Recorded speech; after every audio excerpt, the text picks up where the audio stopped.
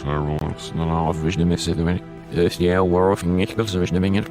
this opening image, I was looking for a way to immediately pull the audience into the film, with this image of violence and all the rest, and the idea of it running backwards and becoming a sort of micro representation of the structure of the whole film and the way things are going to come together came pretty late in the day. We shot it for real, as it were, the developing Polaroid, and we used a reverse mag on the camera for all of this reverse action up front, because I wanted to be able to use the original negative and not view the process as an optical.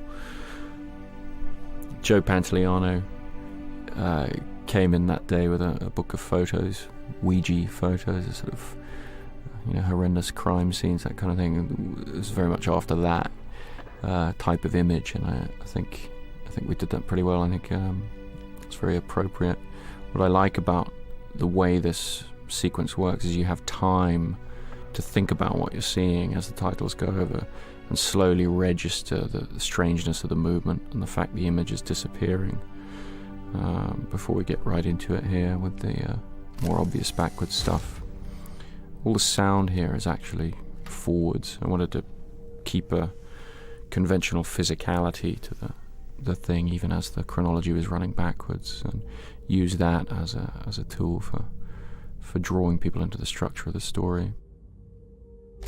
All this was shot with reverse mags, except that shot there, which is me actually blowing the shell casing out of frame. It was the only way we could find to have the illusion of it landing in the middle of the frame, because it was such a tight close-up. The idea with the black and white sequences was always to present a documentary-style, objective view of the character, whereas in the colour stuff, we are really trying to put the audience into Leonard's head, just showing them these images and these characters surrounding him, and really being thrown into his dilemma, and then sandwiching the jumps back in time with the black and white sequences to indicate the grammar of the movement back through the chronology, but also to sort of reassure the audience that they were going to get a certain amount of objective information about the character. This is your car. Oh, you're in a playful mood. We right away wanted to show the way in which people might try and get one over on Leonard or manipulate him, as we're drawing the audience into an understanding of what his particular handicap, the handicap he refers to, is.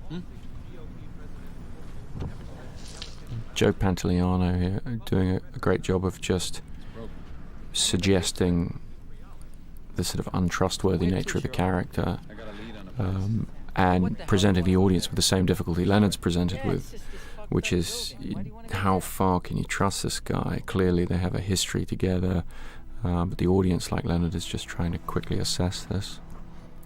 We used these shots pushing in on this location to try and create a little sequence that we could come back to in the black and white material at the very end of the film, and you would recognize that movement, that sort of pushing in. This was shot in a disused refinery. It was done in Long Beach. What are you talking about? These tracks are only a few days old. Tracks? What are you, and once again, we're just trying to inject a little bit of mystery up front and use the sort of iconography of the film noir, the thriller, the bullets, the gun, that sort of thing. And Joey introducing a little humour into the film, which I thought was very important because it is potentially such grim material. It was very good to have both him and Guy Pearce sort of just lightening what they're doing a little bit, introducing a little bit of black comedy there. Teddy. These voiceovers contrast with the black and white scenes in that these are the voice of the mind. They're in the first person, and we're trying to just once again draw the audience into Leonard's consciousness. Didn't think so. This was actually shot on a set. I think it's pretty effective. And with this section here, we wanted to just immediately introduce the key elements of the film. Leonard's passion passionate quest for revenge, the brutality he's capable of, and then the repetition of a very memorable event. In this case, it's a gunshot to the head. With this first loop in time, we wanted to have something, truly unforgettable. A gunshot to the head seemed like about as good as you could get. So we're immediately telling the audience, or trying to tell the audience, you're back where you were in the scene before, and that's how the film is going to work. And here we're back into our sort of documentary mode. The voiceover, a lot of improvisation from Guy after the film was finished, some to picture, some not, and then we cut it together very tightly, the same way Dodie Dawn, my editor, and myself were cutting the images together in a documentary style, a little bit more tightly than the colour scenes. And then here we're seeing the first of what runs through the film in terms of the creation of the Polaroids he references. Part of the laying out of information in the film is seeing how he's created these materials he uses, and this is the first time we start to see that. This was shot on location, a real motel, which was so perfect for what we wanted. If MC Escher was going to design a motel, this would be it. It's an enclosed courtyard, so you really can't tell where you are. All the angles are a little bit off. Everything's a little bit circular and a bit strange, and it was ideal for what we were looking for. With this glassed-in lobby that you have to pass through to get to any of the rooms. I like the idea that Leonard will be forced continually into this interaction with the motel. I'm Mr. Shelby from motel 304. clerk. What can I do for you, Leonard? Wonderfully played by Mark Boone Bert. Jr. I'm not sure. I think I may have asked you to hold my calls. You don't know? Well, I think On I'm this I'm not sequence, too good on the phone. Right. we're really just trying to explain to the audience, once again, the way in which Leonard's condition can be manipulated, but also to give Leonard the opportunity for the first time in the film to really lay out what the condition is. Since my injury, I can't make new memories. I also try to get into the dialogue, If we talk for too long, I'll forget how we started. references to the way the film was going to work a little bit, so laying out the condition, and then allowing Bert to sort of So if I seem a little strange, explain how we're going to interpret that in film.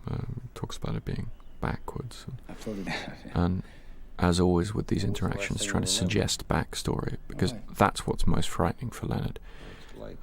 The continual impression that he's had an interaction with these people before that he can't tap into, and that isn't fully represented in his notes and pictures and all the rest. That must suck. That's all backwards. I mean, So yeah, Bert's kind of explaining the structure here a what little you bit. want to do next, but you don't remember what you just did. And that was the key to the structure, is withholding from the audience the information that's withheld from Leonard, i.e., what just happened, This guy's an exception. but allowing them hopefully to sort of tap into Friend, right? his desire to move forward and get some idea of what he's gonna go do next. And in that way, I think the structure, His name's Teddy. as closely as possible, mirrors the mindset that this character's trapped in. No, not as long as you remember to pay the bill. Here we come to our next loop, which just involves a complex combination of little unrepeatable events, the tapping the photo and the turning and knocking on the door. We just wanted to right away create a complex loop, so people would realize that they were seeing something they'd already seen before. As the film progresses, we find ourselves stripping them down a bit, using more shorthand. I love the suggestion from Jonah's story that there would be some dialogue between the different selves of this character, the past self and the present self, and we were able to get a little bit of that into the film, not as much as he was able to get in the short story, but a little bit of that in these kind of sequences where he's written notes to himself. I was fascinated by the idea that somebody who could not create these memories would be essentially divided between the past self and the present self. That connection between those two aspects of himself would be broken. Remember Sammy Jackson? It's very important to get this tattoo on screen early on. This is the second time we're seeing it. like the idea of visually creating a character who didn't look like he would have tattoos, and then gradually discovering that with him. And the film is basically a continual series of, as he says, waking up or being thrust into different situations and having to work your way out. That's Russ Fagan, that's actually our location manager. The driving stuff was shot second unit, a lot of it, because we ran out of time to do the driving stuff ourselves, except for the characters' faces. This is the back of that motel, and you see later in the film, you see these kind of bars, very sort of prison-like, which I thought was, wonderful. This is now on a set, which I think matches beautifully. A production designer, Patti Podesta, I thought did an incredible job of making the sets expressive but realistic, because I really wanted a kind of drab realism that a true update of a film noir should encompass. When you look at these old films like Double Indemnity or all the great film noirs of the past, they're set in the banal reality of the time, and that's what I wanted to do with this film. Not to sort of dress it up with the nostalgic version, but create something modern. Wally Pfister, the director of photography, is shooting these scenes. I was pretty insistent with him to try and keep the light from the windows and that kind of thing, and he really tapped into my desire to keep it more real. And we built the hotel rooms. The motel room is built, I think, about 15% oversized, so that the camera equipment could fit in without flying the walls too often, and keeping the ceiling pieces on wherever possible. I think in that way, that constraint kind of helped us keep it real. I think Guy's performance is really extraordinary and is the backbone of the film. And I think that when you see the film several times, I've seen it thousands of times, the performance doesn't just hold up, but it gets better and better. And when I look at this scene where he's discovering the tattoos, he does the most incredible job of knowing and not knowing something at the same time, remembering instinctively these tattoos but not having any conscious memory of them having appeared. The simpler way to play the scene would be total surprise at the tattoos, but that wouldn't be true to what the film says about memory and the different types of memory, because what the film says is that you can take on knowledge unconsciously through repetition, through habit. And the idea was we're seeing somebody who's lived with this for some time and has seen these tattoos so many times by now, but he doesn't have any conscious memory of how they appeared. And what Guy's doing here is giving us all of those levels at the same time, which is just a tremendous feat, and it was just a delight to me to realise that he was going to be able to put all of the different layers that the character could possibly suggest to us. As we discussed the script, he was actually going to be able to get those on screen. It was really more than I dared hope. So here we come back to the creation of this Polaroid of the messages on the back of it.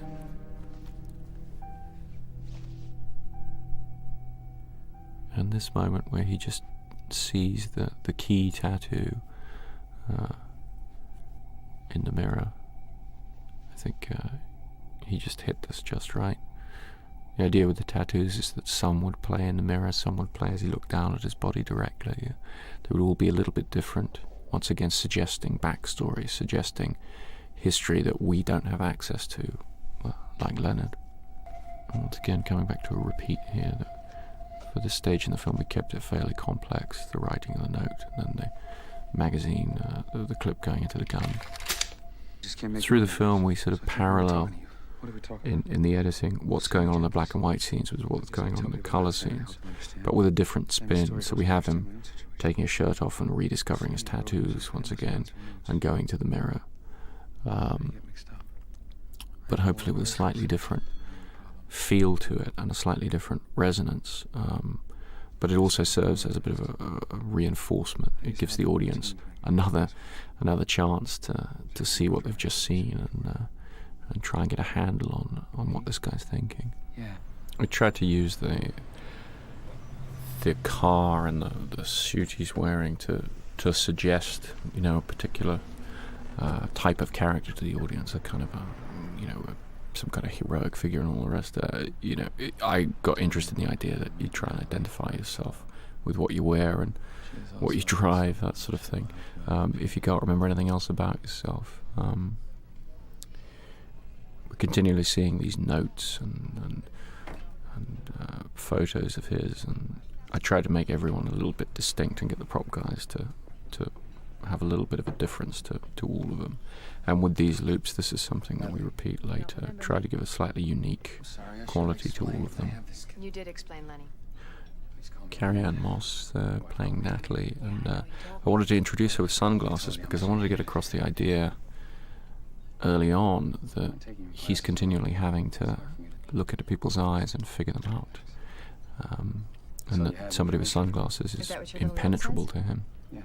Like the idea that he would immediately run into somebody who, like him, has some kind of injury to the face, and I wanted to use injuries and as something that could ultimately help you orient yourself in time, because it's something as with a haircut, which is what I'd used in my previous film to indicate time. Guess what name came up?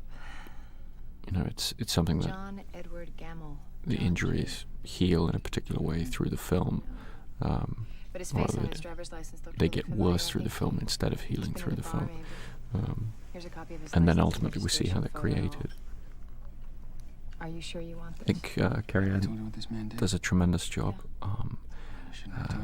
in a different way than Joey is doing, but of You're not even gonna know that it presenting the audience with a bit of a puzzle, a bit of an enigma that Leonard is being presented with, and really throwing the audience into trying to figure out, is she good, is she bad, is she helping, is she lying, all the things he has to figure out. But to me there's such clear sympathy there Tell me about her again. that it leads in very nicely to this As you like to remember. portrayal of Leonard remembering his wife. It seemed to me that somebody with his condition in his situation would cling to their long-term memory. That would be the most precious thing to them. So I wanted to show fairly early in the film the way he values the fragments of his wife that he can remember. Fragments because it seemed to me, as he describes in the voiceover over this section, that when you try and remember somebody, you don't remember them in a clean and cohesive way. You just remember, or I do at least, odd little details of that person, and you do try and combine them.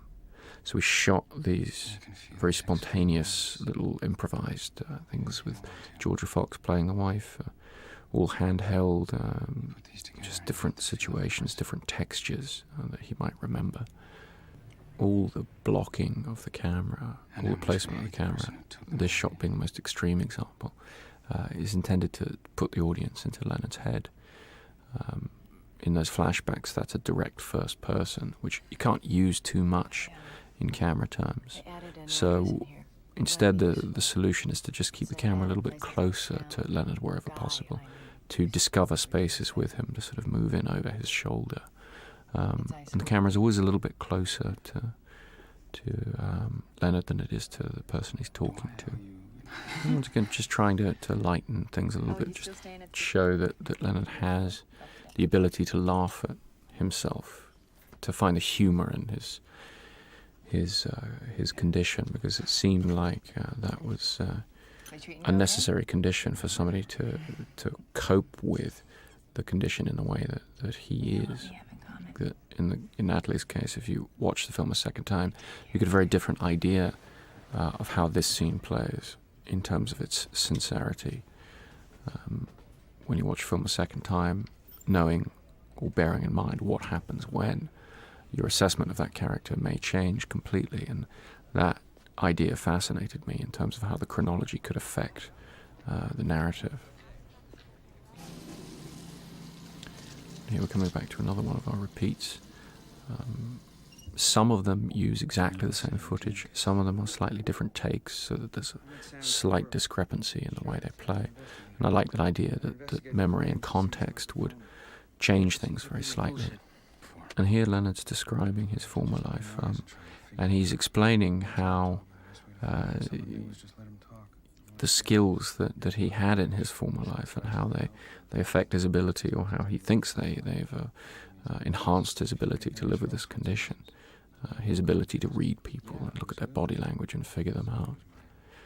In all the flashbacks, we try to make Guy look a little bit different. His clothes fit a little bit tighter, just suggest a rather different time in his life. I love the idea that Teddy would just pop up in the most seemingly random ways, so that when you've seen the whole film and you sort of put it together in your mind, you realise there's a lot of off-stage story, if you like, that he's continually popping into frame. When you think about where he was or what's been going on around Leonard, it's a little bit frightening. I wanted to play fair with the audience. The film plays a lot of tricks on the audience, and I felt it was important for the characters to articulate the rules of the piece, if you like. So Leonard himself here explaining about the unreliability of memory and the fact that it could be distorted, and Teddy reacting to that. That seemed very important to me to very straightforwardly, very sort of baldly state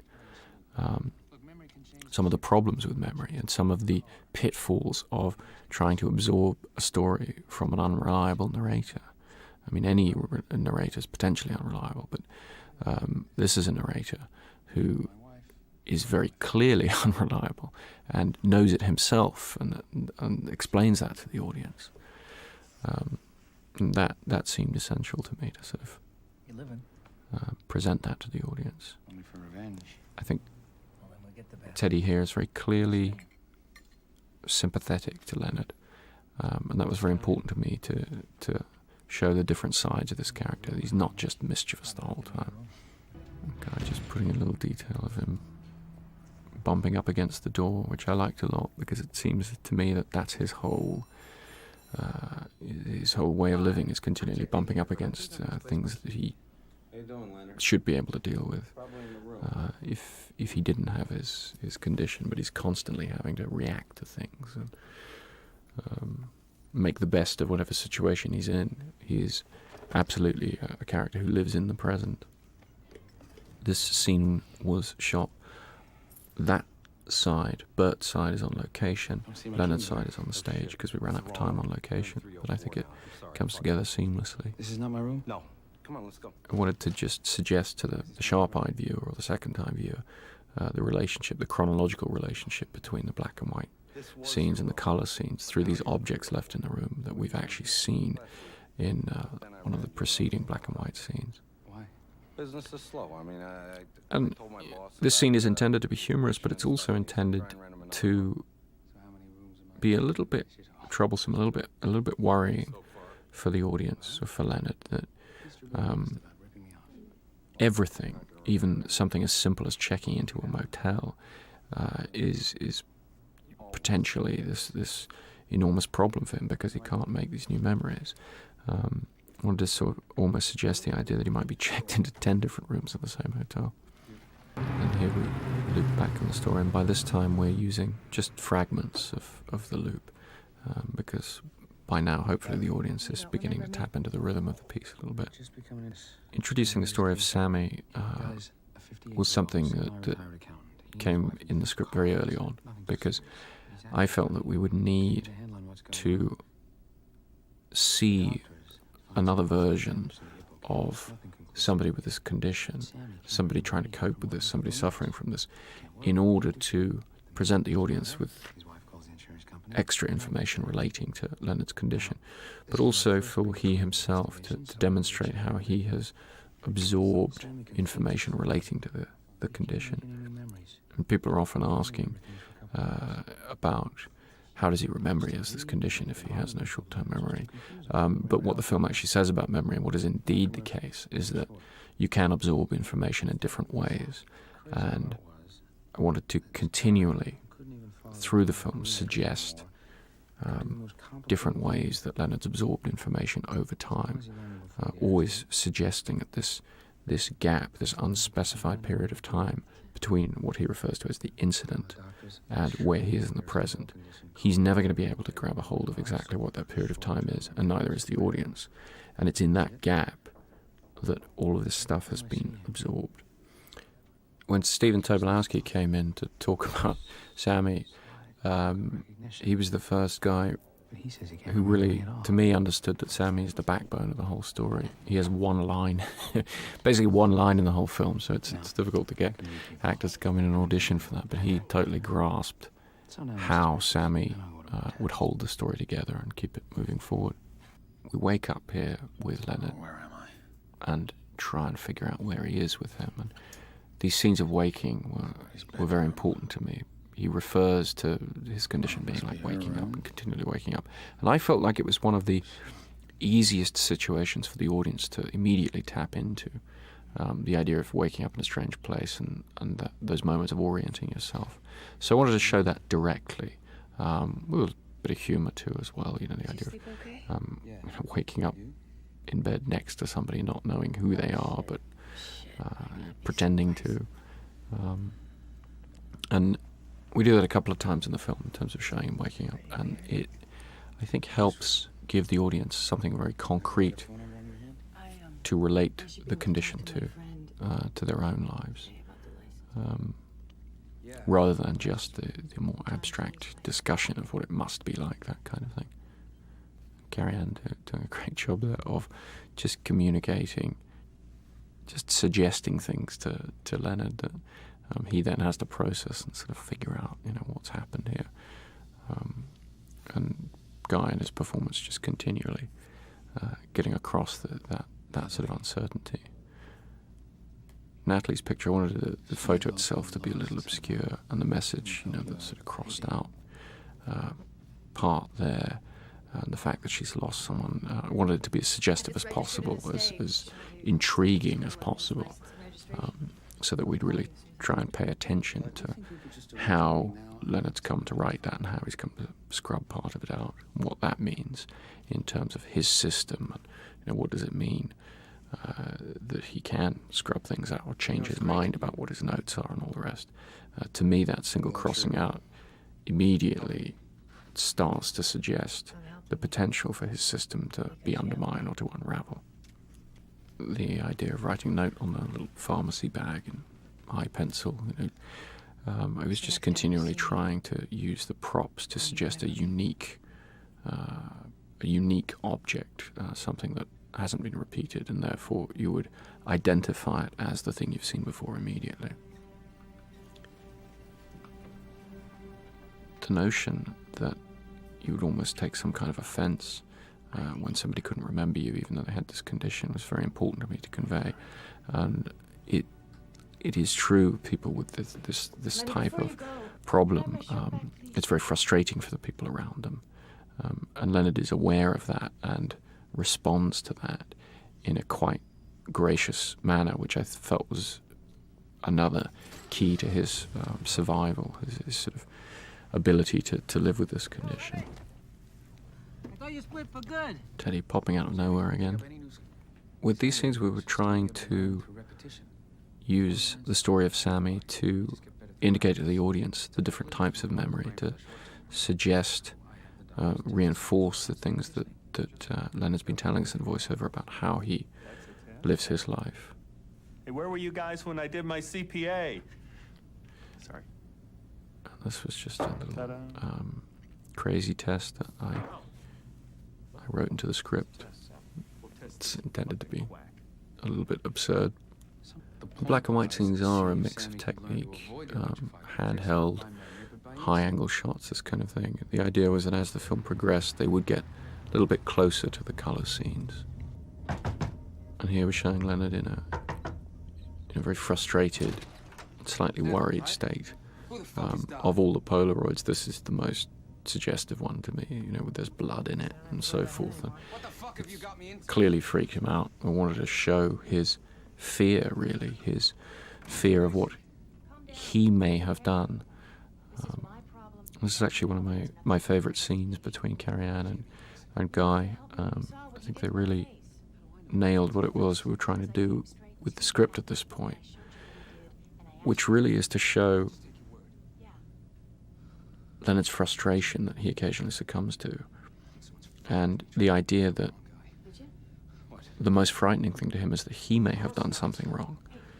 Sit down, okay? Sit. Not that somebody else may have done something wrong to him, but that he may have done something wrong, that he can't trust himself. And that was an idea that was important to communicate. Polaroids are pretty difficult to rip up, and I like the idea that he would, without knowing how he knows, he would know that you have to burn them. Included this material about the feel of the world and so forth, because I found myself in describing the project to actors and producers and all the rest. I kept, knocking on their coffee tables and sort of saying, this feel of the world, I mean, that's the kind of memory he has, that's the space he lives in, and that's how the film's going to be made, in his headspace, in the room, very claustrophobic and textured. And I wound up actually putting it in the film because it seemed to really get something across to people.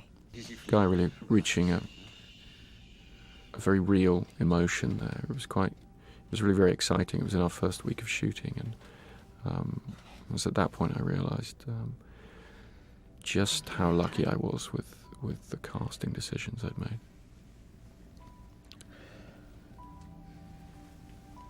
And this isn't the fastest paced area of the film, Come here. but Come here. I think it has to be here.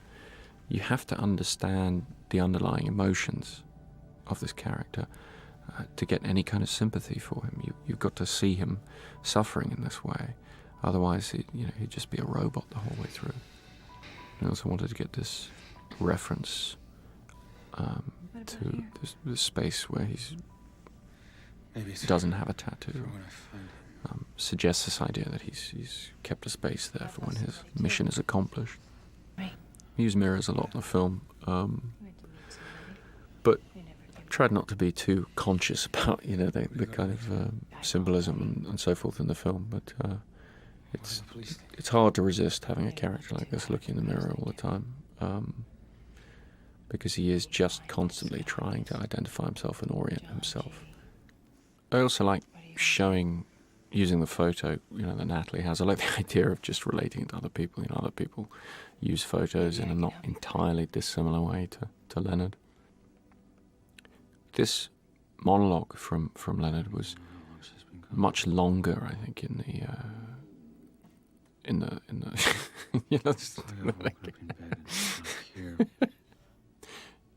it was longer in the shooting script, and Guy came out luckily 2 weeks before shooting, so we had time to really go through it, and he was very insistent, quite rightly so, that we strip it down and really try and condense it, because he's done a lot of films, and he knew very well that it wasn't going to be in the finished film if we couldn't get it to a manageable length. The structure of the film is such that you can't remove any scenes, so this was one of the vulnerable areas, but it was essential to show what this guy thinks about himself and his condition and the state he's living in. We had to get that, not just show the emotion as we did in the previous scene of him being upset and whatever,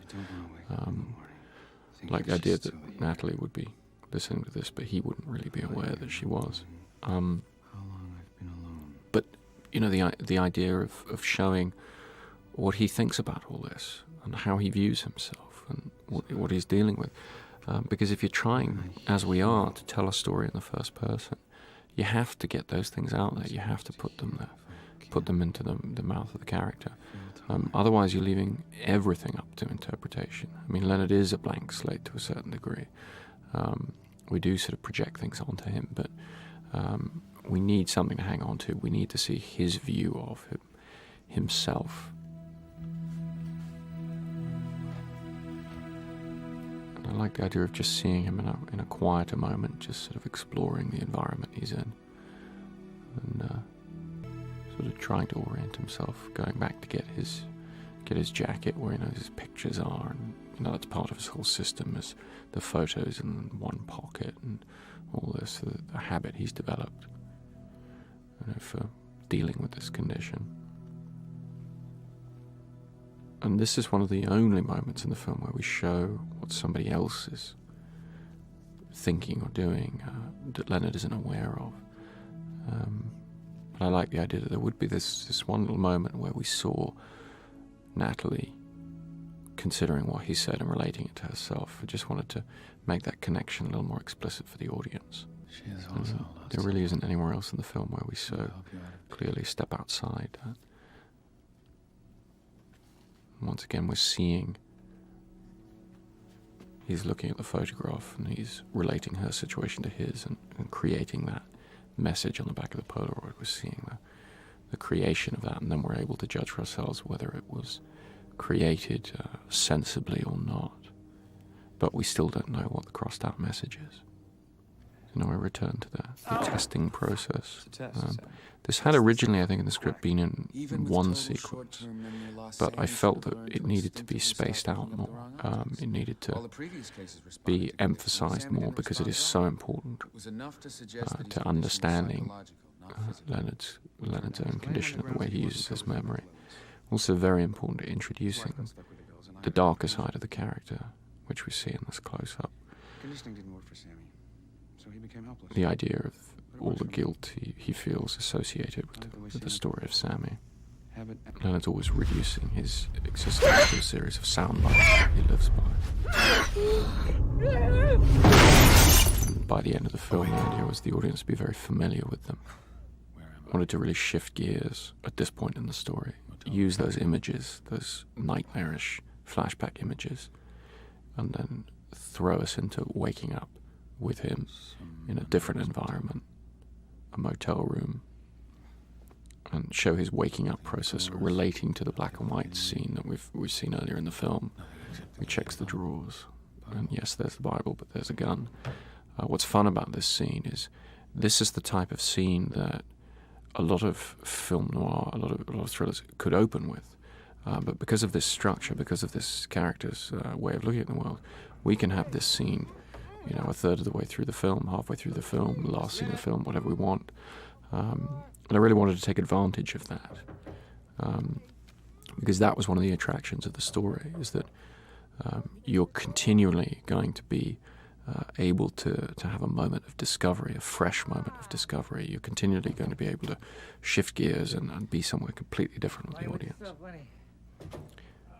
This is another set, very well realized, I think. It just gave us the controllability in terms of shooting. We had to shoot all of the sequences in this room in one day. It was an incredible stretch. It involved a fight scene and all these things. So, but we had a great bunch of people working together very well, which was essential. And then the actors completely bailing me out as well. Just being able to get across what I needed in a fewer amount of setups than probably I had originally envisaged. There's a lot of this scene plays in two-shot, which works very well, I think, for the scene because we're showing this, slightly comic interaction between these two characters, and I wanted to get them in the frame at the same time. And Joe and Guy just totally delivered the goods here at 4 a.m. or whatever it was, and got it all across in the two-shot, so I didn't have to do singles. And here we come back to the idea of, and you see it in Leonard's eyes there, his fear of having done things himself. Just let me think for a minute. Having done something bad himself. He articulates it in the voiceover later on, but I wanted to really prepare the audience for that notion. Who's Natalie? So he goes back to his paperwork there, Maybe I know her. and we see Teddy sort of trying to look over his shoulder, help him. Is he helping him? Is he not? And then this process of trying to work out the situation, like one of these word games or one of these riddles. The guy finds himself in the room with the gun in the drawer and the body in the closet. How do you get there? And I think both actors just getting a wonderful amount of humor into the situation. A situation that could be very grim, but at this point in the story I wanted to lighten up a little bit and, if you like, have a little bit of fun with the situation and the grammar we've developed. And over the rest of the reel, I was trying to, as I say, shift gears and use the structure and the situation for slightly more comic, slightly more of an action feel, and freshen up the story in that sense, freshen up the pacing and the grammar of it slightly. because it's the danger with such a sort of technical conceit, structural conceit, that the rhythm becomes too familiar, too predictable. And one of the interesting things about the character is, people are asking me all the time, how long can he remember things for? And the reality is he can remember things, he can keep things in mind as long as he pays attention, really. So depending on how much is being thrown at him in different ways, that time span can vary. And at this point in the film, I wanted to show that time span getting shorter and shorter and shorter as things that he has to react to are being really thrown at him. Why? What's wrong with this one? We had to shoot all the driving scenes very, very fast. This is how this wound up being a What do you do now? 2-shot from the front and then singles from the front. I think it contrasts nicely with some of the other driving scenes and works quite well. And here we are back to this moment of looping through that Polaroid. Now we have a slightly better idea of what it relates to, but we still don't know how it got there. How the guy got in the closet, how he got the blood on his face. I never said that Sammy was faking. This scene between Stephen and Harriet, I just think they did the most amazing job. It wasn't scripted, except in broad terms, because it was always intended to play with voiceover, as it does. So they had to really come up with it themselves, and I mean, they just did the most amazing job. Everybody was pretty speechless at the end of it. A lot of people who've seen the film have very much been affected by this scene and related it. A lot of older people who've seen the film related it to dealing with people with Alzheimer's, which wasn't really something that I'd intended, but it's such an obvious connection when you look at it now. And seeing the frustration and the breakdown of the relationship between these two people, I think is very disturbing. So in these scenes, we're sort of jumping into the middle of a situation that's increasingly bizarre and sort of fraught. I like the idea that he would say, well, I don't feel drunk, that he would have this bottle of booze and he'd be trying to figure out his mental state, his physical state, which is so hard for him to do. And once again, in the blocking, we're staying with Leonard, we're staying in the shower cubicle with him, we're making the same assumption that this is his room and his bathroom, and then we're hearing somebody come in, but we're staying in that space with him, and we're not seeing anything that he can't see at this point.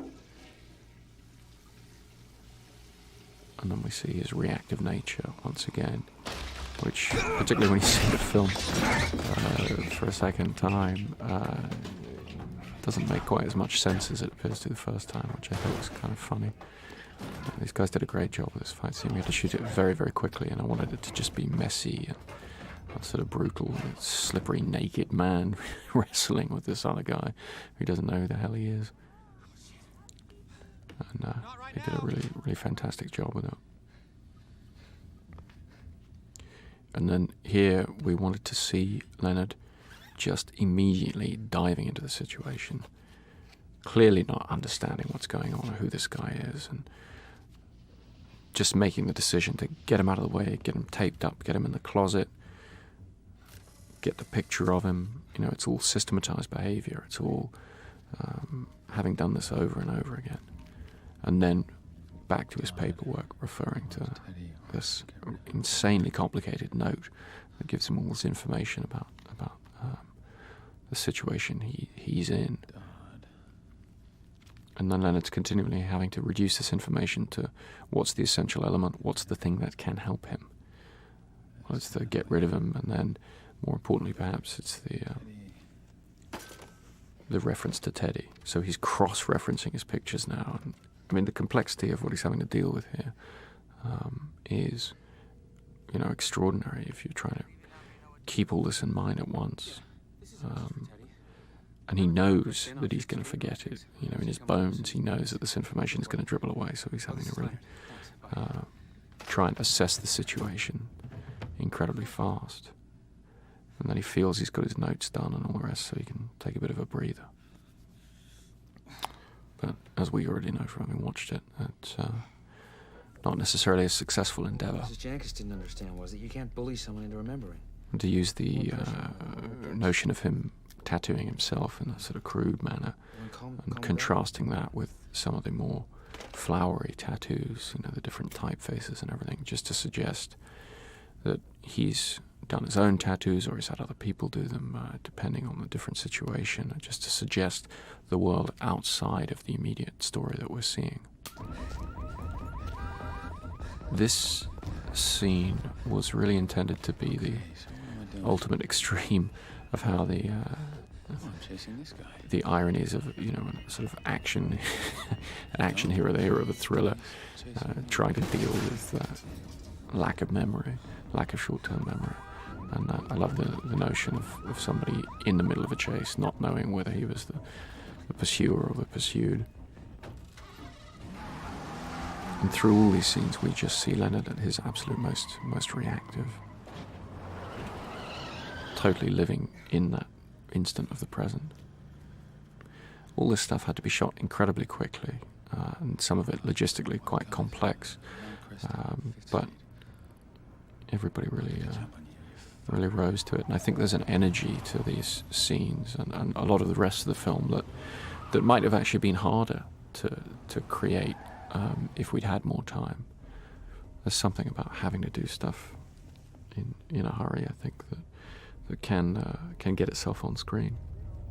I felt it was important at some point to really just go for a moment of humour in terms of how he may find difficulty sort of dealing with the burdens of an action hero without access to short-term memory. Sorry. And I think Guy does a marvellously sort of straight-faced version of this person dealing with this exterior. We then matched the interior, but actually this is one of the few times where we had to change rooms, and so the window's actually on the wrong side, but no one's ever noticed. Once again, we're back to this single shooting day we had for everything that took place in that room, which was pretty tricky, but we got it all done. And here we get one of the instances in the film, and there's a more extreme one later on where we show him forgetting on camera, and I felt that it was important with this story to really try and capture that moment of losing focus, just losing that attention, and I think Guy did that marvellously. And here we're back to the self-tattooing, which we looked into. It turns out you can do it in a number of different ways. We tried to find one of the most straightforward and slightly grim. This is a dawn scene. It was actually shot in the evening, and the location I loved. The idea you'll see in the later scene, he's burning the things there, but I love the concrete things, the way they looked almost like a cemetery or graveyard. And here again, just trying to figure everything out in a hurry. What the fuck? This stuff was pretty tricky to film in the time we had, and we actually wound up so pushed for time that we shot these interiors after the sun had gone down at night, but I think Wally did an incredible job of matching to the daytime material we shot. It was Callum Keith Rennie being made to look much bigger than he is, much more sort of imposing than he is in real life. He just did a great job of portraying this very hard to pin down, non-specific, kind of heavy. In the black and white scenes, we tried to create an overall change of perspective so that we're sort of moving around and using the light from the window in different ways, so that as the film progresses, we're sort of coming around to a different side of the room and a different way of looking at the scene. This location is actually the same disused refinery that the derelict building was staged at, but it's this massive complex, so we were able to find a couple of different places to shoot there that you would never know they were in the same place. I felt that just as it was important to show forgetting from this character, to show him actually forgetting things, it would also be important, therefore, to show how he might try to fix things in his mind The tattooing itself, the pain involved and all the rest, I think is quite suggestive of an attempt to fix information. But I felt ritual, this kind of ceremonial, burning of things, of objects, would also be the kind of thing that he would try. And then, we tried to just show the relationship of these objects, what they suggest to him in terms of his memories. I love the fact that the guy just quietly sort of smells the book, using smell rather than sight, because it is such a direct connection to memory sometimes. In all the scenes with his wife, I wanted them to be a little bit, to be bittersweet, to be a little bit more real, because I felt like that somebody in this situation, the stuff he would remember probably would be less than ideal in a lot of cases. He'd be remembering times where they were sort of rubbing up against each other, rubbing each other the wrong way, or there was a little bit of friction. And that sort of bittersweet quality to the flashback seemed very important to me, to keeping a feeling of reality to that relationship. I think too often memories are portrayed in films of this type in too positive a way, too much the sort of rosy glow. I don't think that's how people remember. It certainly isn't how I remember. You remember a bit of everything, and a lot of it, as he says in the film, is stuff you'd rather not remember. And then we're back to the dawn scene. And then here we get into, in these scenes, we're getting into very much the difficulties, showing the difficulties of somebody with this condition trying to deal with, plot, effectively, narrative. The file, the report he carries, the prop department spent a lot of time getting a bulk of material there with a lot of crossings out and notes and summaries and all the rest. Because it is just this irony of this guy trying to keep all this information in his conscious mind, but the information is really too complex. There's too much of it, so he's constantly having to filter it, make conclusions, and then his future self is going to have to trust those conclusions. This is another scene of Leonard waking. It's a motif that we sort of keep coming back to. And this one, in the design of it and the photography of it, we're relating it as strongly as possible to the flashback scene that occurs later in the film, which actually does involve his wife. And that's actually the same shot, it's the same insert in both sequences of those objects on the bedside table. I wanted to put the audience into the mindset Leonard's in, where you're seeing these objects from his past life, so that you might, if you're not looking too closely, you might even think that we are seeing that flashback at this point. Although I think as soon as you notice the headboard of the bed, it's very clearly a motel to me. Everything okay? We wanted to show images of the trauma, his last memories that he's tried almost probably to suppress at times, but also at other times to try and remember more. I like the idea that these would just rip across his mind in a violent manner. Okay in there? And then once again with this structure and this character, we're able to really throw the audience a new character that they have no idea who it is, and surprise the audience in that way. I think originally we'd had a scene of him actually picking up all the objects and putting them in the bag and all the rest, but it's one of the few areas we were able to actually cut it out and condense it and just show the objects, and then him going back to the car. Because as the film has progressed, we found ourselves able later in the film to just be a little more shorthand with the repetitions and with the connections between the scenes, because by this time hopefully the audience has started to sort of pick up the rhythm of the piece. Oh, shit, that's true, it fits. So he's a dealer. And here I wanted to just suggest the way in which an external influence, a voice at the other end of the phone that we're not hearing, would prompt Leonard to rethink his own conclusions. Now we're getting somewhere. seeing his arrival at the Discount Inn.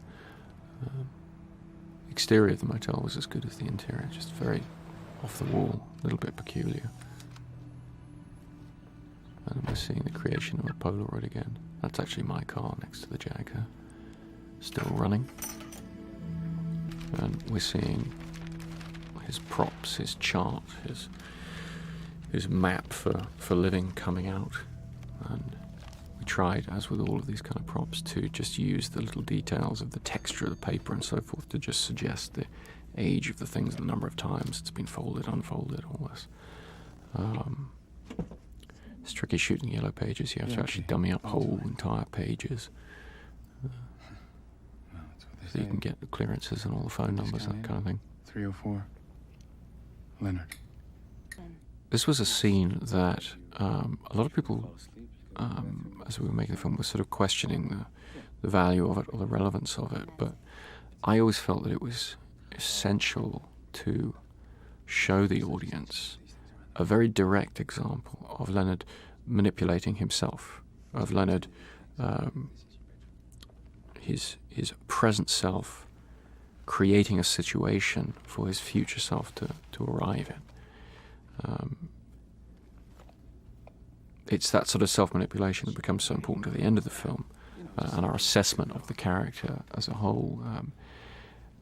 I just felt that to play fair with the audience, we needed a very concrete example of that. It was a very tricky scene for the actors to find, and Guy particularly tried a lot of different things as he was shooting this, and in the editing I think it really came together very nicely, the sort of awkwardness and slight embarrassment. And then we come back to a different, slightly different take on him waking up that we've already seen. And that was, to me, this was one of the most concrete kind of reassessment that the audience gets of an image they've already seen, the image of him waking up on his own. Sammy Janicus. His own wife couldn't. Just wanted to come back to the bandage here and just remind people of the bandage on his arm that we've been seeing through the black and white scenes that's about to become significant. The idea of the hiding the food at one point in one of the older drafts of the script had been fleshed out on screen. You'd actually seen her do this, and because I'd been fascinated by this notion of when you can't create memories, your idea of hunger, when it's not a conscious idea, once you're hungry beyond a certain point, you don't actually feel hungry anymore. You're just shaky, but you don't quite know why.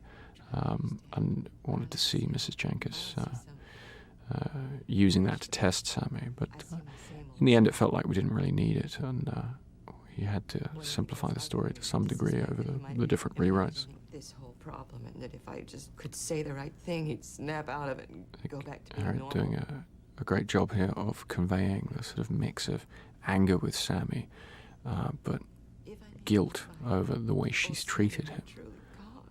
That I think becomes very important to their story. And Guy really managing to seem incredibly different in his past persona than we've come to know him in the present. And I thought it was very important, the idea that in his past persona he might not be entirely likable. You know, he might not be a character that we would want to identify with as much as we've been forced to identify with him in the present. And I mean, even in the design of his office and the world of the black and white stuff, it's somehow not as attractive as the present tense of the story, as the colour sequences. His office is very sort of banal. The way he dresses, very sort of, very much like an insurance guy. You know, it's all a bit bland, whereas his present is much more exotic. And I felt that was important in terms of setting up the dynamic that Teddy introduces at the end in terms of how Leonard sees himself and the idea of wallowing in grief. It was Joey's idea to reveal himself like that by Guy sitting back. Nice little camera suggestion there. And in this scene, we get the most explicit reference, so far to the idea of who are you in the present? How do you identify yourself? Where did this car come from? Where do these clothes come from? I wanted to just keep reminding the audience of that with increasing frequency or increasingly clearly as the movie develops, the same way that in the black and white scenes we just keep increasingly reminding the audience of the bandage on the arm, because these things are gonna pay off towards the end. So with Teddy, we're continually getting this parallel dialogue. You know, he's describing other people's behavior, but we get the impression that he's describing his own behavior at the same time. There's great duplicity from Joey that way. Remember, those coasters weren't aged as well as we wanted them to be, so we changed them later in the film. It's actually one of the tricky things of making this film is there are so many continuity distinctions, distinctions of physical continuity that are important to orienting the audience in the story. But then, of course, you also get the natural errors that any film has, because there's no such thing as perfect continuity. And the trick was deciding the volume of these differences, deciding when it mattered and when it didn't, when the audience was seeing the things we wanted them to or not. Like the way that Leonard's clothes become cleaner through the film. You know, we had different suits for different days. The car gets cleaner as the story progresses. Things like that. The marks on his cheek become more obvious as the film progresses. Those kind of things. And then within that, there are small continuity discrepancies, like the aging on the coasters that we hope people won't notice. This was an interesting example of Guy as a tremendous logic filter on the story, because, you know, when he came to shoot this, he said, well, okay, I understand that I'm going to check what the guy's saying to me, but why would I just write what Teddy said just because he said it? Wouldn't I be suspicious and all the rest? And we talked about it for a while, and Guy's solution was he actually writes the do not trust her in slightly different handwriting to remind himself to check the information when he has an opportunity, which is in fact what happens at the very end of the scene. And it was that kind of detail of behavior that Guy, because he's such a sort of logical thinker and really tapped into the behavior of the character, he's the kind of actor who Guy doesn't do things that don't make sense to him, so we'll discuss it and, you know, figure out the exact logic of it. And that was very, very helpful to the film, because the film has this very obviously complex structure, so it invites criticism of detail. It invites, very intense scrutiny, and he helped me really tie that up tightly, as did the other departments, because the wardrobe people, the continuity people, all this sort of stuff, that they had to have all that stuff tight for their purposes as well. So it was a bunch of different minds really coming together to help iron out those details, which was wonderful to experience. And then as soon as Joey's out of the way, Leonard trust her. refers to this, and I like the idea of, I think in the script I made a reference to like it's playing solitaire, like he's playing solitaire or something, as if these pictures where he's playing cards. And then we see him scrubbing out that message because the one message cancels the other. But I think by this point the audience is already feeling, well, okay, but then where does that message come from? That don't believe his lies. And are we going to find out that? Are we going to see the creation of that Polaroid the way we're seeing the creation of these others? She shouldn't have given me that responsibility. And here we come back to the bandage. I love the idea of the black and white scenes showing Leonard as like a rat in a box, an animal being experimented on by phone calls coming in and different stimulus. This tattoo we elongated so that it looked more in perspective from the view he would have looking at his arm as he reaches for the phone, which we thought was kind of fun. And then we pull back to the high angle, almost like a security camera point of view, just to really try and suddenly reveal what he's realizing about himself suddenly, of who's he talking to on the phone, what's he doing in this room, what the hell's going on. And here you see Leonard pretending a certain level of knowledge about who this person is and what's going on. And this is a moment I've looked at many, many times, and Guy's performance is extraordinary in that regard, that he has the different layers going on. He has the confusion, but he also has the duplicity of the character, the pretense, the lying, effectively, because he's pretending that he knows who this person is who walked through the door and jumping into the situation in that way with this pretense of knowledge. And I think in much the same way, Carrie-Anne's performance in these scenes, the set of scenes of the two of them in the living room, the way it comes together is tremendous, because you kind of buy it the first time you see it. But if you look carefully, there are just these indications the whole way through that she's not being straight with him and that she's attempting to manipulate him. I think it was in these scenes that we shot them in the first week, and I really started to feel how much input the actors were going to have, how much influence they were going to have on the way this film came together. Because all through they're making choices about which level of reality to present, and doing it with incredible imagination and skill. There's a nice moment in here where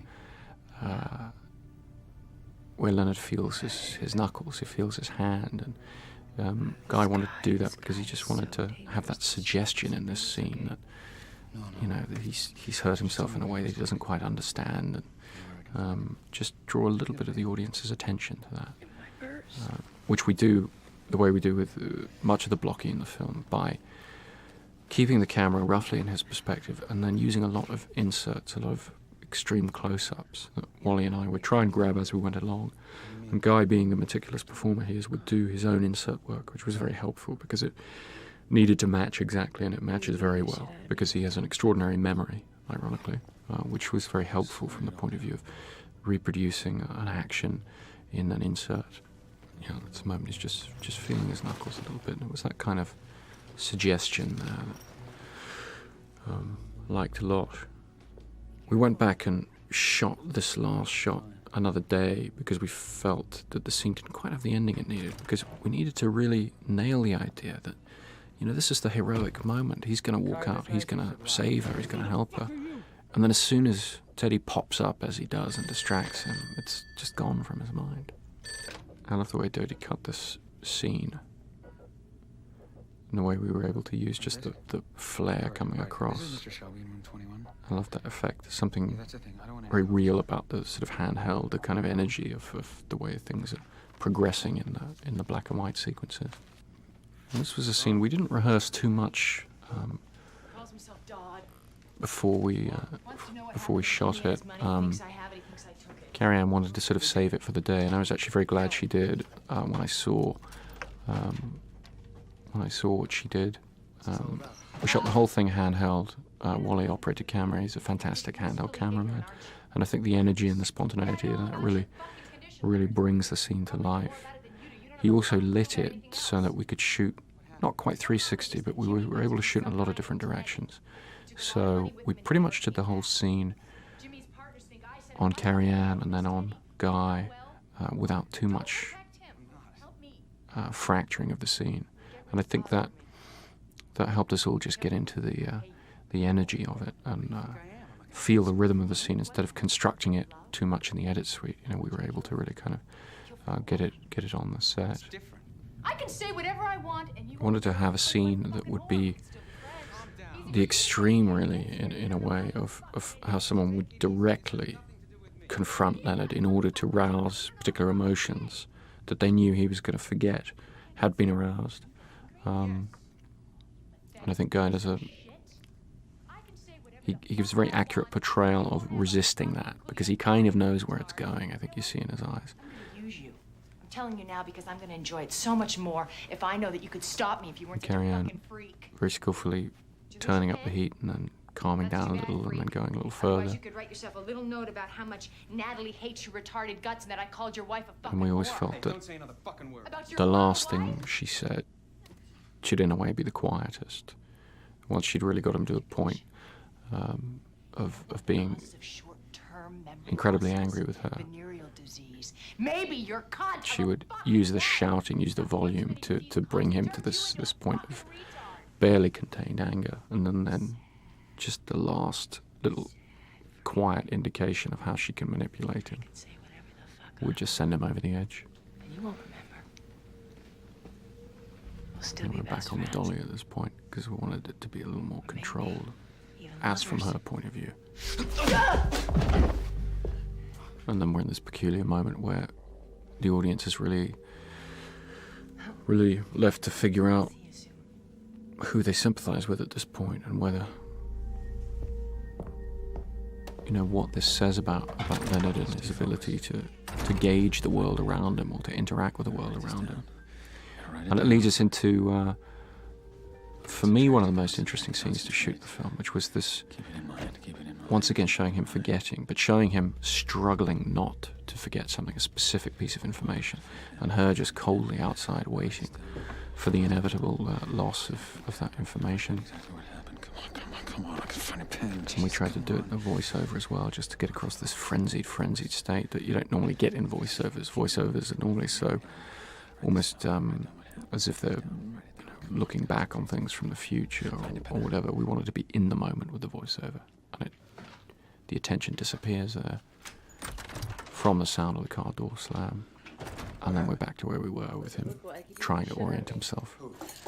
The sort of frenzied nature of the black and white scenes was meant to run in parallel with the colour scenes, so that the extremity of the emotions he's going through would increase in parallel in the black and white, and the colour scenes as they came closer together towards the end of the film. I know you said you didn't want any calls, but Once again, we're shooting half on the set, half on location there. And I think it comes together very nicely. And then we're coming back to Natalie's for the You can crash on the couch. It's beginning of comfortable. these scenes. Just have a seat. thanks. We shot this in a real house that we just dressed, and I think it was great, particularly in the first week of shooting, because we were having to work so fast to just be on a real location with real windows and all the rest. It worked very nicely. The camera here coming up to her point of view a little bit. Really for the first time in the colour scenes, sort of coming off his eye line, because I wanted to just look at him the way she's looking at him in this scene. For the first time in the film, in the colour sequences, really step outside Leonard a little bit and start to question who he is and how he would appear to us if we ran into him in the real world, compared with the idea of himself that we've been seeing. And then we're into this flashback, the same shot there of the objects on the bedside table, coming back to this recurring image of him waking up and trying to orient himself. Although in this case this is prior to his memory loss. I felt it was important to clearly show the build-up to this scene of violence that has represented the end of his ability to remember things. We've seen fragments of this through the film, and now we're seeing it all a little more clearly. Although still not seeing what he can't see.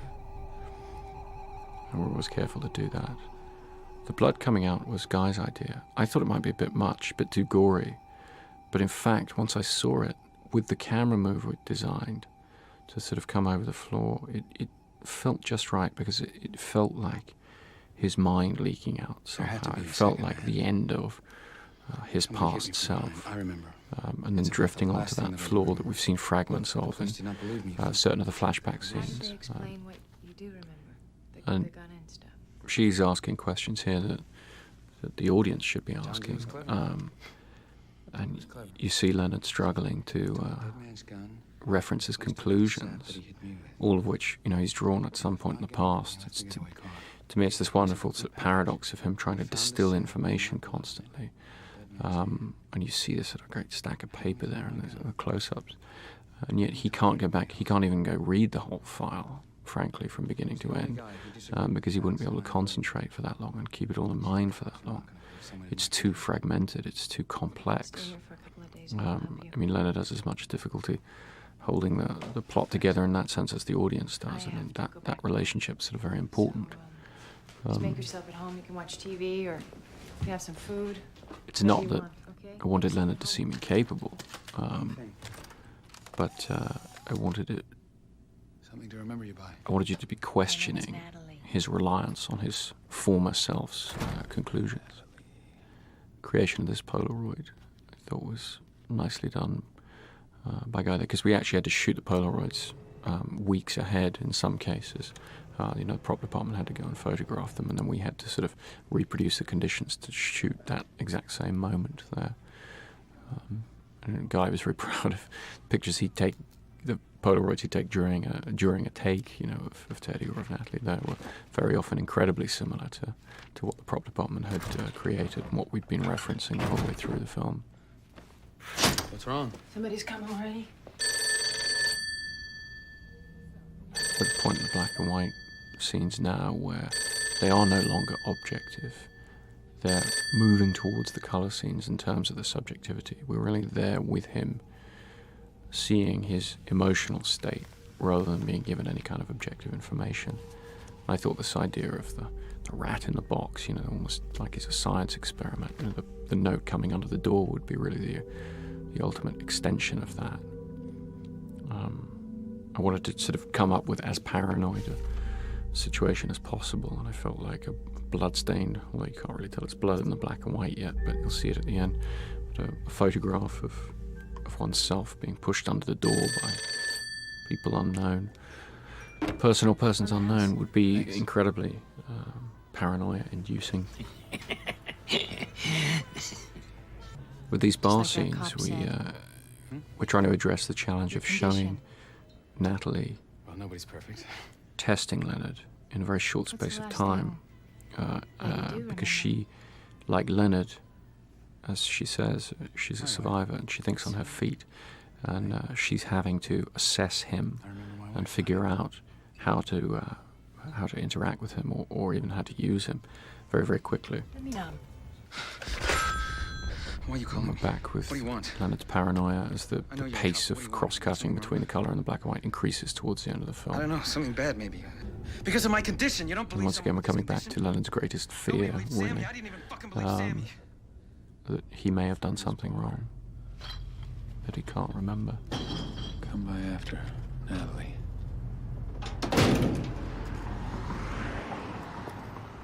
So we're coming into this space over Leonard's shoulder, as we do so often in the film, because I really wanted to just discover spaces with him and block it out so that we were always kind of seeing what he sees and noticing what he notices. Like that and ask for a beer. What, is there a dress code? Why are you here? And Natalie here trying to size him up Well, that's straight me. away. Yeah, we met before, right? Then why am I here? And I don't Leonard, know. Why don't you tell me? again, sort of trying to feed a little information in order to get some. How do you know about Coming back to his mantra of I have My a condition, boyfriend all the told me rest, about which you. by this point in the story is beginning to seem a little bit, Jimmy Grant's. perhaps a little bit stale and perhaps a little bit Well, he knows you. obviously Told me about you. abnormal. Said you were staying at the discount. I wanted at this point in the That's story the the audience to buyer be was looking for. feeling a little bit more like Said he was looking for a guy who can't remember anything. Wouldn't they know were how he got outside here, this what he'd done. character. Even as we're still seeing the story from his point of view, just getting a little bit more of a hint of, if you walked into this bar and there was this guy there telling everybody inside that he has this condition, and he has this big file of papers about his wife being killed and all the rest, how you would view that in the real world. And it's the tension between You those don't remember anything. those two You don't remember aspects to the where story, you've been, what um, you've just done. the subjective and the objective, that I wanted to really try and Then why did you come here? bring together towards the end and really sort of crank up that tension as the story progresses to arrives at the meeting point between the black and white and the colour.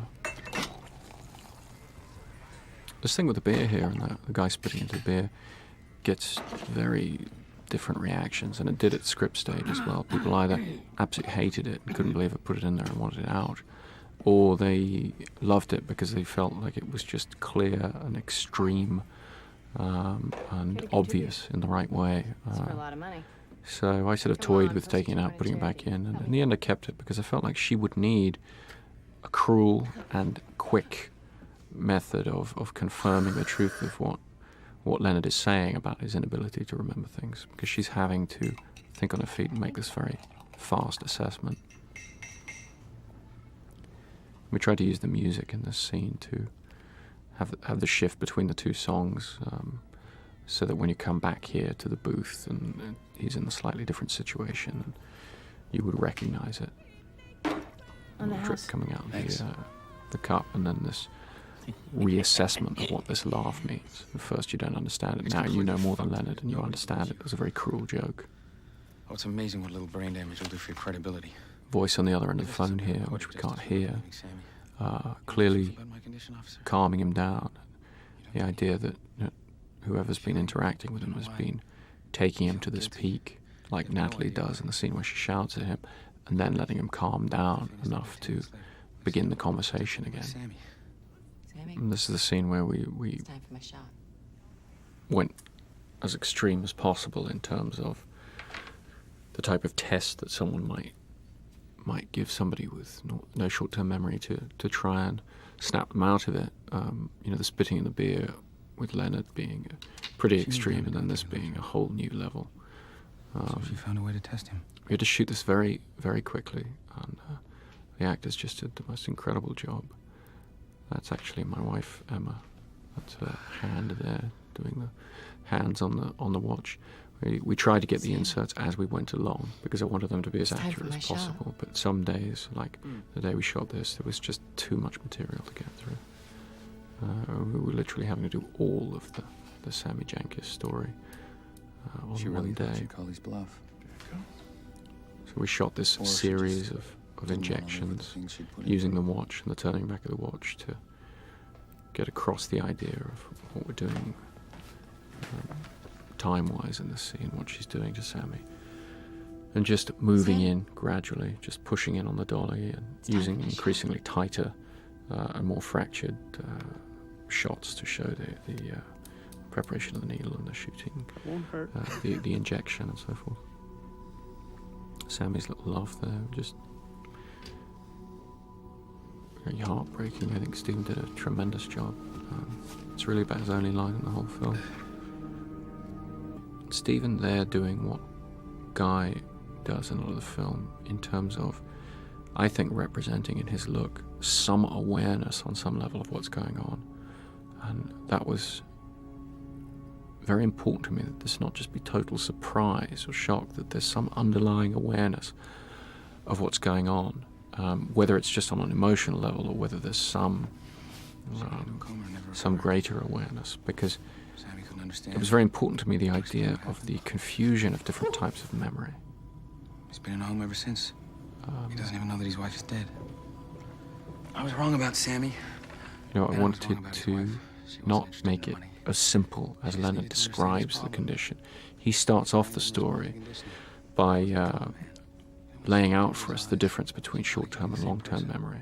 And then as he progresses the story of Sammy, and it starts to parallel his own more, he starts to admit, as he is here, that it's more complicated than that you can't reduce the human mind to this incredibly simple separation of different functions, different brain parts, and that a lot of the film deals with Leonard's conscious journey through the story, being informed by an emotion that he doesn't quite understand, that underlies that, and that's a different part of his mind doing that. And it's the interaction between the conscious mind and the emotional memory and that sort of thing that is so difficult for him, so confusing for him. We know each other, right, kid?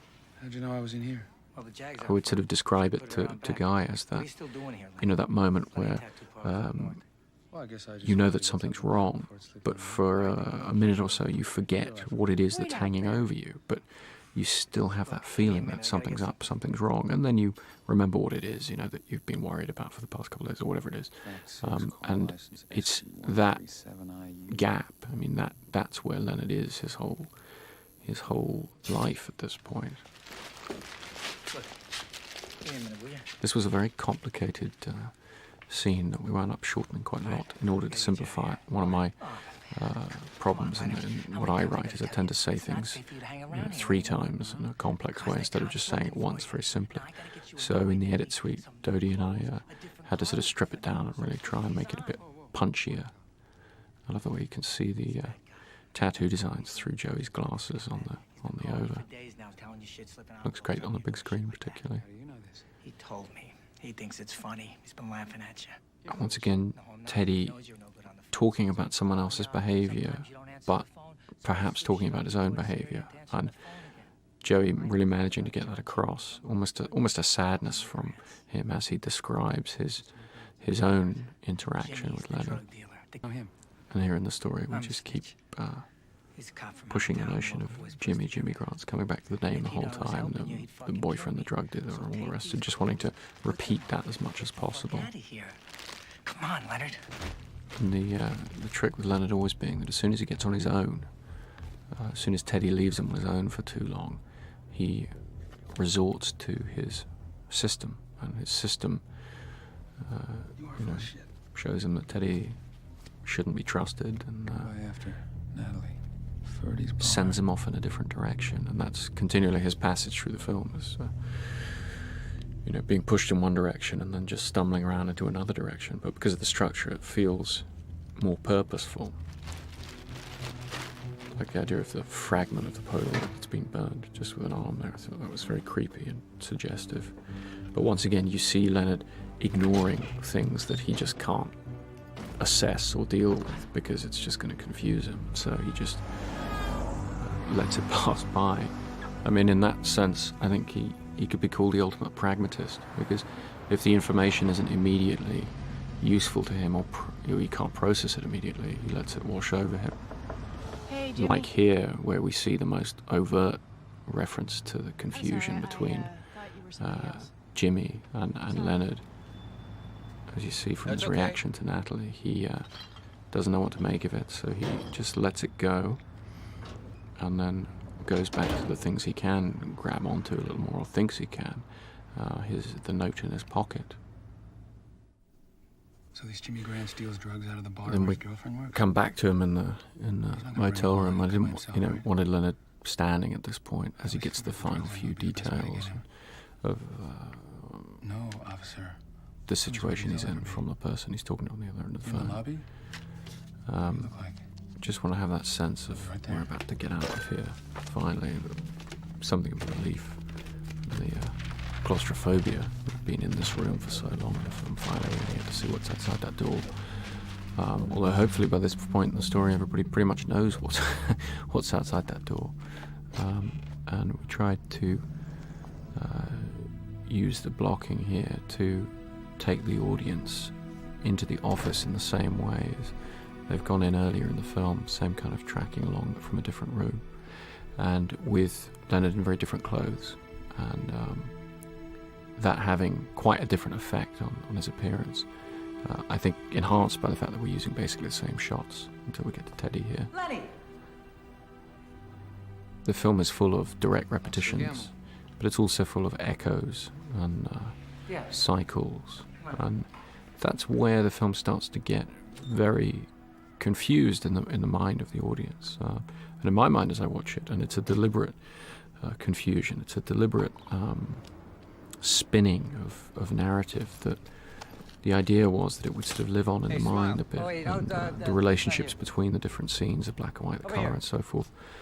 It would become hard in the mind to distinguish between what you'd seen when, and that the film would live on in the mind and sort of grow in the mind to that degree. And one of the things I'm happiest with is, with the film, one of the things I'd really hope for is that I could come into a screening halfway through and not know what scene's coming next, even though I have a good visual memory and I've seen the film thousands of times, and that's actually the case. It's that kind of organic in that sense. It's that messy, even though it's sort of tightly structured. And then we see the creation of the Teddy Polaroid, which is the key one. It's the one we've been most referencing through the film. And I think that helps give a sense of impending conclusion that's then immediately fortified by this music cue of Dave's. It's the same as the last time we pushed in here with this series of shots. But the truck coming to rest in the position we saw it at the beginning of the film as the Jag pulled in. This was a nightmare day. We had to shoot a huge amount of material, very complex in a very short space of time. Huge wardrobe changes, vehicles coming in and out, continuity nightmare. It's amazing it all came together in the space of time it did. But, we were able to get exactly the same shots, the same angles as he comes in here. What I love about this set and that exterior is it feels very different in black and white than it does in colour, and I thought that was very supportive to the film's notion of context and different ways of looking at things and different ways of reassessing a fact or a piece of narrative or information. And these cuts of the wife were something Dodie suggested quite late in the process that I immediately seized on as being a great idea in terms of showing the way he uses these fragments of memory of his wife. He puts them together in this, creating this almost this sort of Frankenstein's monster, this kind of approving wife who's urging him on. But it's made from fragments that we've seen in a different context. And, I thought it was exciting to see him reuse these memories in an inappropriate manner, or a questionable manner at least. Yeah, I remember you. And here we finally get Jimmy with the moustache we recognise and the clothes. We had the suit fitted differently for Larry Holden, who plays Jimmy, than we did for Leonard, so that Larry would seem bigger. And so the suit and the car would seem different. You'd reassess what you'd thought of this outfit and this automobile, seeing it in a totally different way. He's got the collar sort of outside the suit, that kind of thing, and it's a much tighter fit than it is on Leonard. Your pants too. I think Larry did a terrific job of the very difficult thing of turning up and having to plead for your life in half a day, just having to motor through these scenes, but these guys were really in it. And coming back to the wife, turning around to watch what's going on, and Larry very convincingly getting strangled there. That's actually where we see the cuts arrive on Leonard's cheek. A lot of people miss that, but I didn't want to be too on the nose with it. It's there if you're looking for it. It's tough to know how long you can show somebody being strangled, because obviously you can't show it in real time. It just becomes unbearable. So we tried to find a balance there. And then we see the creation of another Polaroid. And Leonard taking on Jimmy's clothes. And this is where the story all sort of starts to come together. This is where the black and white meets the colour, and I like the idea of having that transition occur over a developing Polaroid.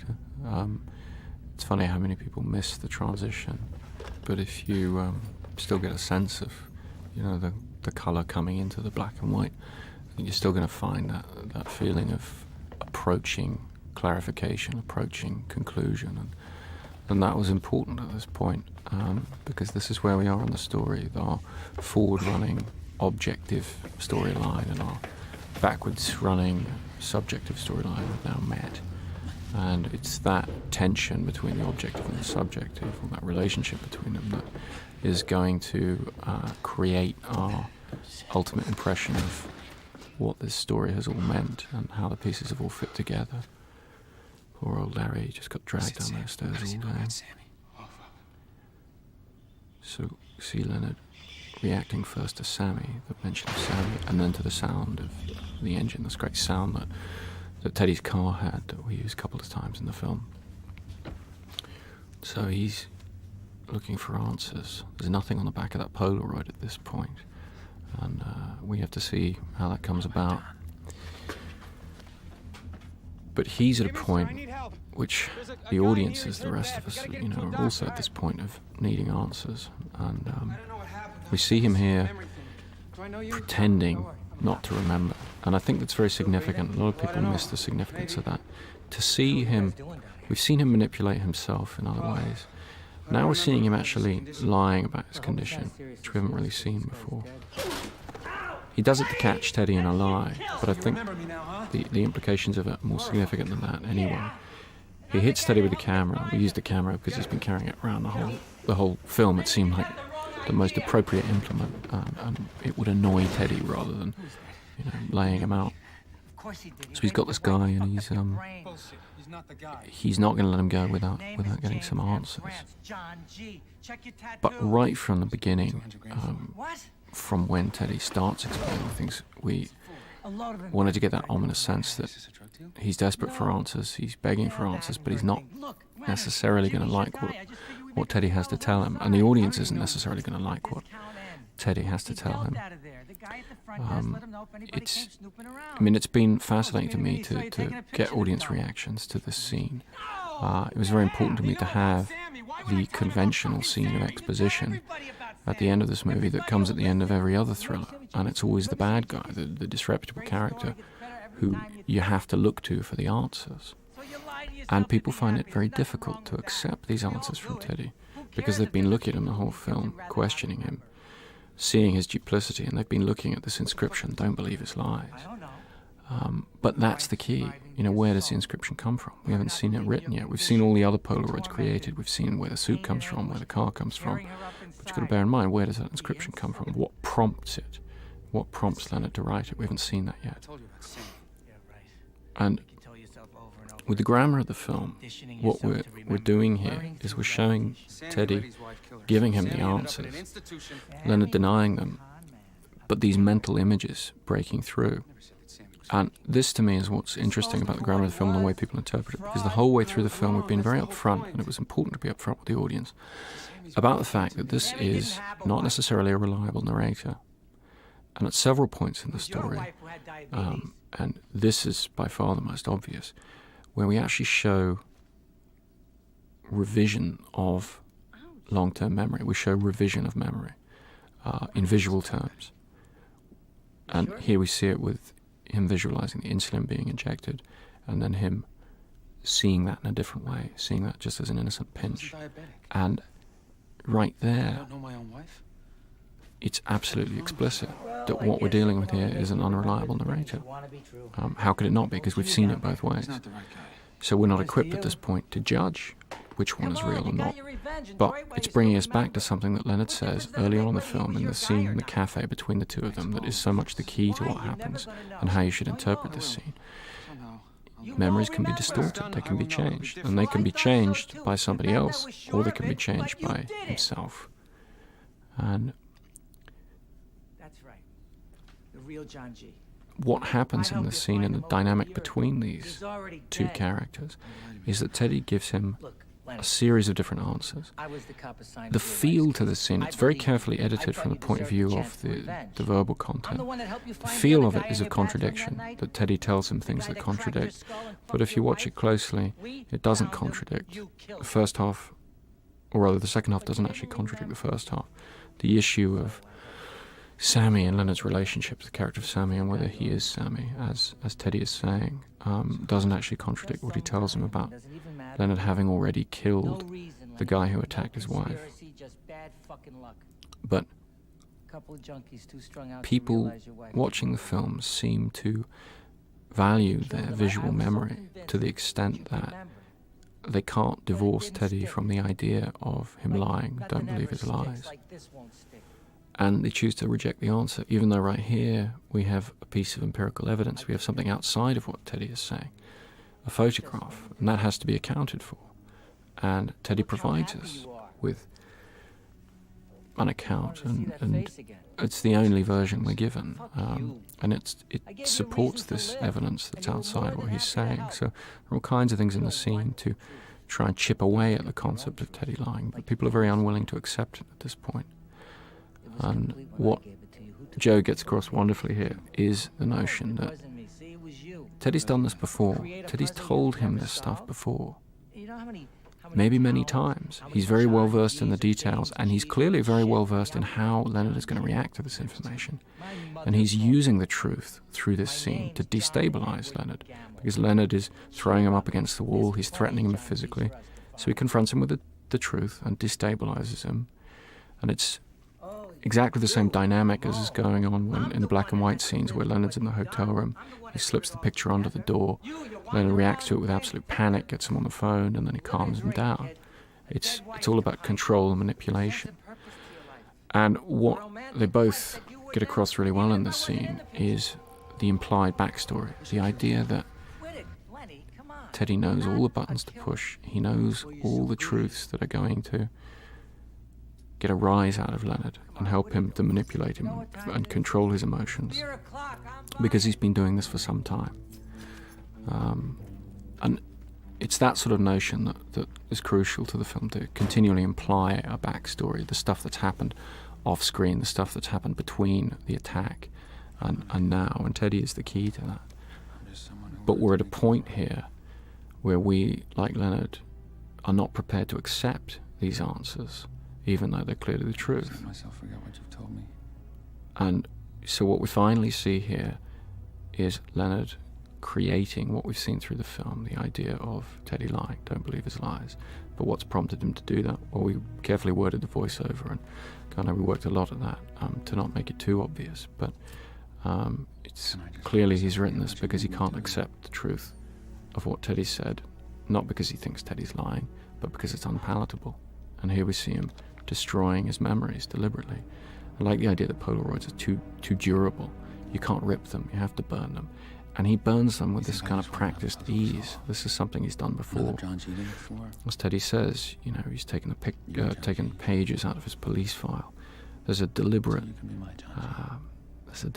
loss of information that's very important in our assessment of this character at this point in the story. Do I lie to myself to be happy? But once again, however people In your case, Teddy. view this, and it's quite explicit that he's lying to himself. And he's lying to himself in a very, very clear manner here. People hopefully are still in tune with the character, in that even though he's choosing to lie to himself about Teddy's role in things, and he's trying to free himself from Teddy's grasp, that's a positive thing.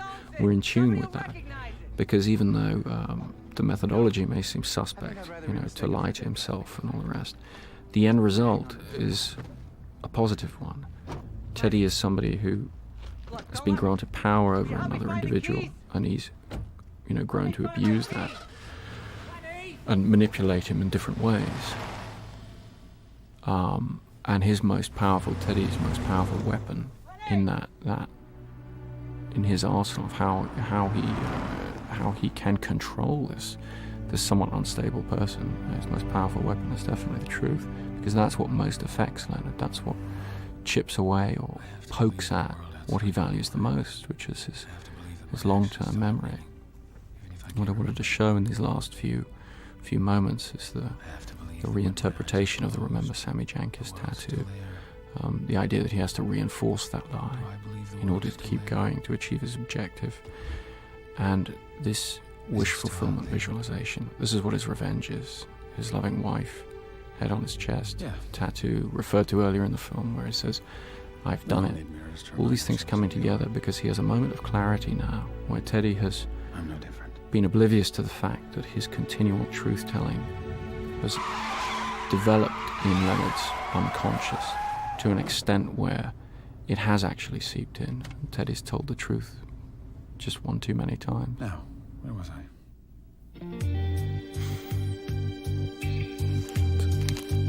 Close up. I don't think we need any kind of clever, really.